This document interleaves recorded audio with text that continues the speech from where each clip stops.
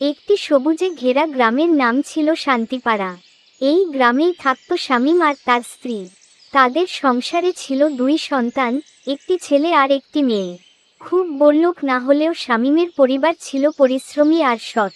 ভোরের আলো ফোটার সঙ্গে সঙ্গেই শামীম উঠে পড়ত নিজের হাতে বাড়ির পাশের ছোট সবজি খেতে।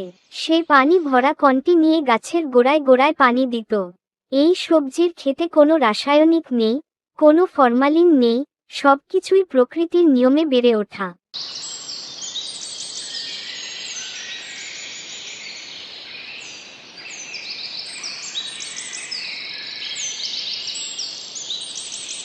ও সৃষ্টিকর্তা, তোমার মহিমা অতুলনীয়। তোমার দয়ায় আমার সবজি ক্ষেত কত সুন্দর হয়েছে। আমার যে কত ভালো লাগছে। ওগো, তুমি কি একা একা বলছো গো? এসো এসো, দেখো দেখো, তোমার আমার পরিশ্রমের সবজি ক্ষেত কত সুন্দর হয়েছে। নিজের হাতে যত্ন করলে ফসলও ভালোবাসা দেয়।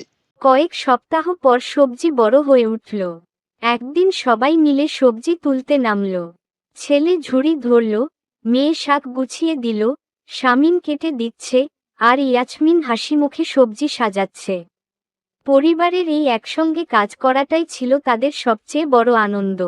দৃশ্য, পরিবারের একসঙ্গে কাজ, সবাই মিলে সবজিগুলো হাতে নিয়ে যাচ্ছে এবং সবজিগুলো খালের পানিতে ধুয়ে পরিষ্কার করে বাড়ির দিকে চলে গেল। পরিবারের সবার মনে আনন্দ। এই সবজি তোমাদেরই জন্যই, পরিষ্কার আর নিরাপদ। সন্ধ্যায় ইয়াসমিন রান্নাঘরে ঢুকল। নিজের খেতে ফলানো সবজি দিয়ে সে রান্না করল তরতাজা তরকারি। কোনো ফরমালিন নেই, কোনো ভেজাল নেই, শুধু আছে পরিশ্রমের ফল। খাওয়ার সময় সবাই একসঙ্গে বসে শামীম বলল, আজকের খাবারের সবজিগুলো আমাদের নিজের হাতের ফলানো, ভেজাল মুক্ত, কোনো ফরমালিন নেই। ছেলে মেয়ে হাসি মুখে খেতে লাগল। ইয়াসমিনের চোখে তখন শান্তির আলো। তারা বুঝেছিল, সুখ মানে দামি খাবার নয়, সুখ মানে নিরাপদ খাবার আর পরিবারের একসঙ্গে থাকা।